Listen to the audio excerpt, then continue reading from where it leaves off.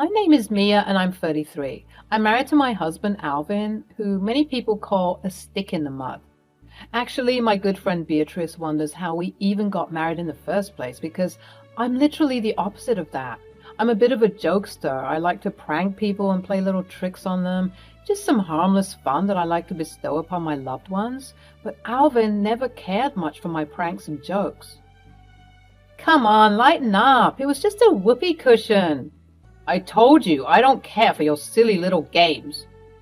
He was absolutely no fun. Until one day, something strange happened. His birthday was approaching and I wanted to do something special for him. A pre-birthday surprise, if you will. He had been eyeing a watch for some time, and this watch wasn't part of what I had planned for his actual birthday, which was a weekend getaway to a fancy resort. But I thought that perhaps he would enjoy something tangible for his birthday as well. Beatrice helped me set up some small decorations so that he could feel extra special once he arrived home. Being that I'm a little bit of a trickster, I wanted to put him in a position where he thought that something was wrong so that he could come home early, receive his gift, and we could spend the rest of the evening enjoying each other's company. He'd been working so hard for such a long time, I thought it would be nice for him to come home to a lovely surprise, just to ease his mood and kick into gear the upcoming festivities for his birthday celebration. Even though Beatrice and I had set up everything, we couldn't rack our brains for a good enough excuse for him to come home. What if you say the house is on fire? No, B, that would be too drastic. Besides, he would tell me to call the fire department and all these other emergency services before calling him. He'd be livid. Okay, what if you said you broke your arm and that you can't call the ambulance because your arm is broken? Then how did I call him? True. Okay, fine. Let's say you have a fever. It's not too drastic, but it's concerning enough for him to drop what he's doing and come straight home to you. That's perfect. Thank you, B. You're welcome, sweetie. Well, I should probably get going now that everything is set up. He's going to be so excited. I know he's been wanting this watch for a long time now. You're a good wife, Mia. Thanks, B. I'll let you know how everything goes. Sure thing, but don't call me tonight unless it's an emergency, of course. I want you two to enjoy each other's company. You can tell me all about it in the morning, okay? Love you. Bye. Bye. And with that, B left me to do what needed to be done. Call my husband. I racked my brain for those high school drama classes, searching for some acting skills that I could put on so that my husband wouldn't clock my deceitfulness. Being married to me for this long teaches you a thing or two about my antics. This had to go very smoothly so that he would come home as soon as possible. Hello, Mia. Hello? Mia, are you okay? What's wrong? I don't feel so good, babe. I have a fever, and it seems to be getting worse. Oh my God, what's your temp? 104 Fahrenheit. That's a fever, all right. Geez. Do you think you have an infection? Maybe you're just overheating. No, Alvin, I'm not just overheating. That's impossible. I think I'm coming down with something, and I need you to come home now. Right now? Yes, babe, I need you. Please. Babe, you know I'm working. I can't just drop this because you think you have a fever.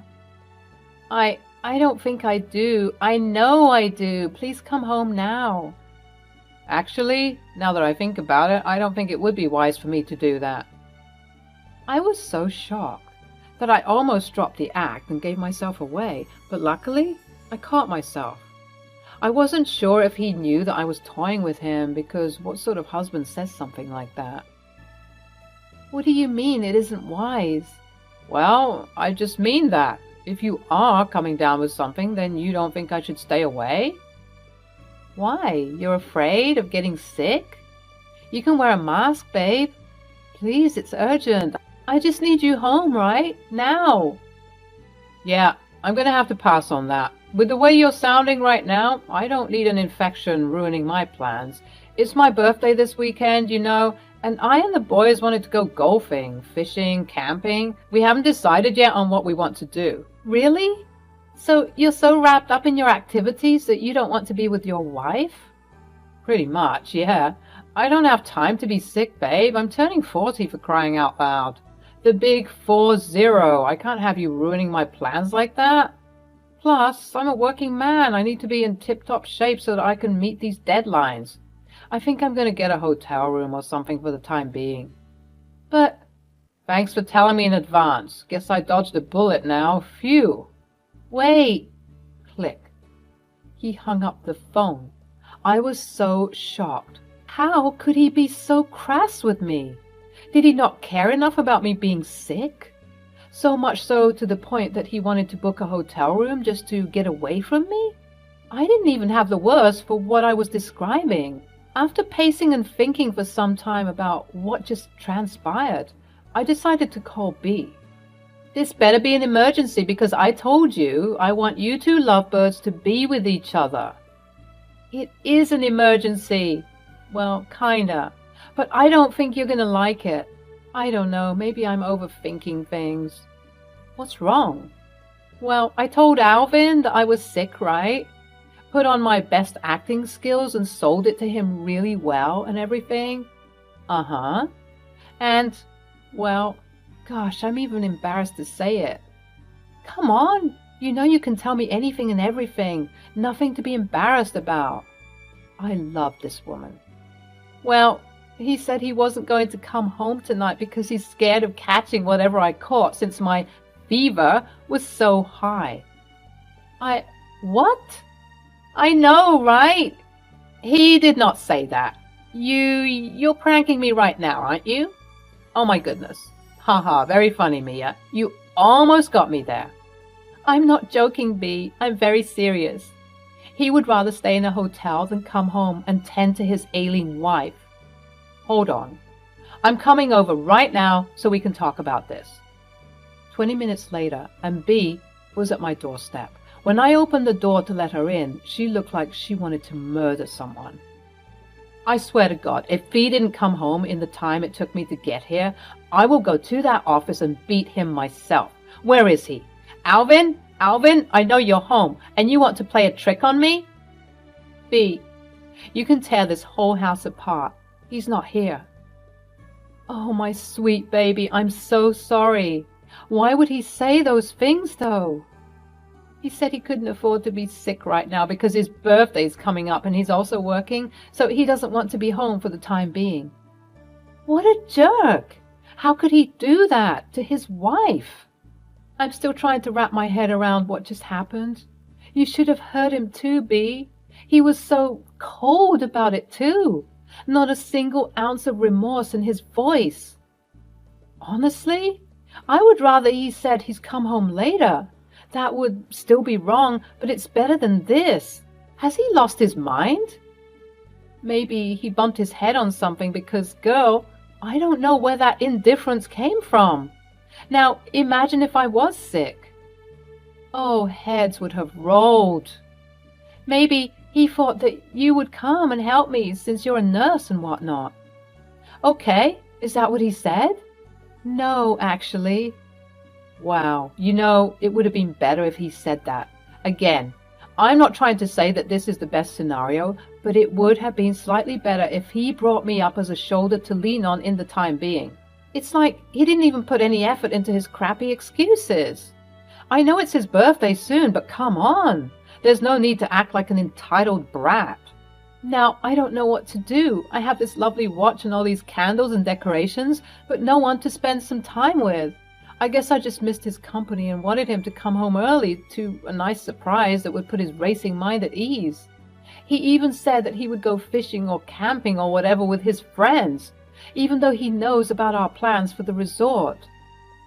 Girl, you know what this is. He's taking you for granted. He's gotten too used to your love. Maybe it's time that you took some of it away, just to teach him a lesson. What do you mean?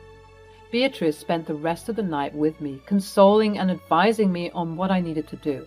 It should come as no surprise that I, a trickster, would want to seek some revenge in this situation, but honestly, even if I wasn't as playful as I am, I think any woman in my position would be craving what I wanted. Revenge.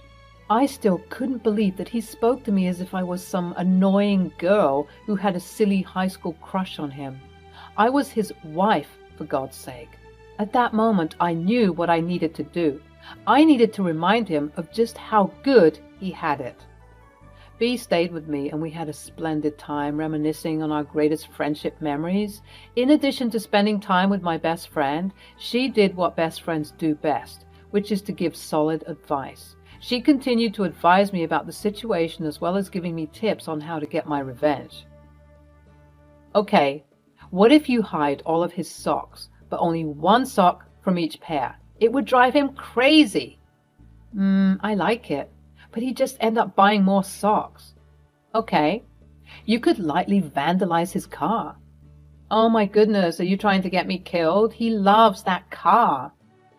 Well, okay, fine. What if we give him a taste of his own medicine? What do you mean? Well, he doesn't want to take care of you because you're sick, right? What if you do the same? But he isn't sick. That's what you think, but I know something that you don't. What is it? As a nurse, it's relatively easy for me to access patient files. What if I call him tomorrow and tell him he has a disease that is going to leave him speechless? Okay, a disease like what? What about cancer? Okay, girl, that's way too intense, extreme. Okay, girl, that's way too intense, extreme. Okay, fine. We could say that he also has a cold. But he wouldn't experience symptoms. It has to be something seemingly benign, but serious enough to cause distress in someone so that he feels the same way that I'm feeling. Okay, what about HSV-1? English, please. It's herpes, oral herpes, the most common kind of herpes. Isn't that a bit extreme? Some people might think so, but honestly, that's just the stigma surrounding herpes. Living with herpes is relatively fine so long as you're not stressed. About half of the American population has it, and numbers are actually thought to be higher because herpes can be asymptomatic, meaning people can go their whole lives not knowing they have it. So what you're saying is he could legitimately have it even though we're pranking him? Precisely. Good to know. But what if he goes to the doctor to get it checked out and stuff? Knowing Alvin, he won't do that. He'd probably be holed up somewhere feeling sorry for himself even though there's nothing to feel sorry about. It's just a stigma from having herpes. But people who have it are living very normal and peaceful lives. It would be his own biases that would drive him crazy, not the actual diagnosis. Then the plan is perfect. Great. So I will call him and say something like, I'm a nurse, so I have access to these files even though I shouldn't tell you. I thought you should know, blah, blah, blah. Right. And then afterwards, he'd call me all stressed out, and that's when I give him a taste of his own medicine. I like it. That'll teach him not to be so cold and callous in the future. The next day came around, and Alvin received a call from B. Oh, Beatrice, what a lovely surprise. Hey, Alvin. What's wrong? Why do you sound so sad? Look, Al, you're like a brother to me, yeah? So it hurts me to say this, but I have some terrible news. Oh no, what happened? Well, you remember the medical tests you did last week? Yes, I do. I don't know why I didn't get those back yet. You'll get the official report soon, but do you remember how you tested for herpes on top of your other blood tests? Yeah, well, I always do that. I know it's futile, but I just like to be thorough, you know. Yeah, well, turns out your meticulous nature came in clutch for you. I'm so sorry to tell you, but you've tested positive for herpes. What? Again, all of the details will be made privy to you soon, but I managed to take a peek at your file because I had this gut feeling, and it turns out I was right. How is that even possible? Isn't that an STD? Yes, it is, but you appear to have HSV-1, which is the most common form of herpes as it spreads through oral contact. B, you ought to believe me. Not once have I ever cheated on Mia. This is impossible. Hey, I know. Don't worry, calm down. I know you wouldn't hurt her like that. It is very unlikely, but you could have gotten it from sharing a drink or exchanging other oral fluids with someone who does have the virus. But I wasn't around anyone like that. Think about it. You work in an office, right? People are always sick. That is true. Try and think hard about what might have happened. I mean, I'm pretty reckless when it comes to sharing drinks with coworkers and friends. You see, maybe you contracted it from there. Look, I gotta go now. I could get in deep trouble for sharing this information with you beforehand. I'm really sorry once again. Thanks for letting me know. Wow. Okay, yeah, thanks. Sorry, my brain is just trying to understand what's going on. I know it can be very difficult to understand what's going on. Take all the time you need. So sorry to bring such awful news near your birthday. No, it's okay. Thanks so much for telling me. I don't even know what to do now. You'll figure it out. But stay close to loved ones for support and love. You're going to need it. Okay, thanks. Bye. After this conversation, I got a lovely surprise call from Alvin. Hello? Babe, I need you. I don't even know what to do. What's wrong? I just got a call from Beatrice. She gave me some unsavory news. Okay, what happened? Well, she told me that I have herpes. What? It's not what you think, trust me. I would never do that to you. I must have gotten it from sharing a drink or something. I don't know.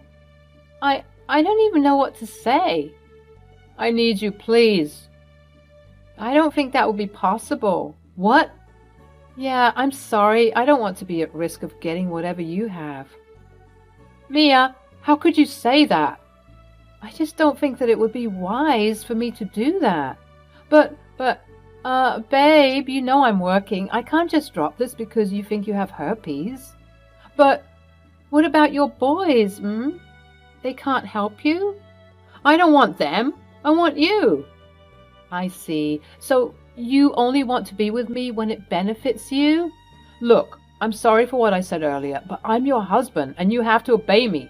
So when I say come over, I mean come over now. Yeah, I don't think so, dude. It would be very wise of me to do that. But, all the best with your situation, though. I'll be checking up from time to time, but I'm afraid I can't see you. I hung up the phone before he could say anything else.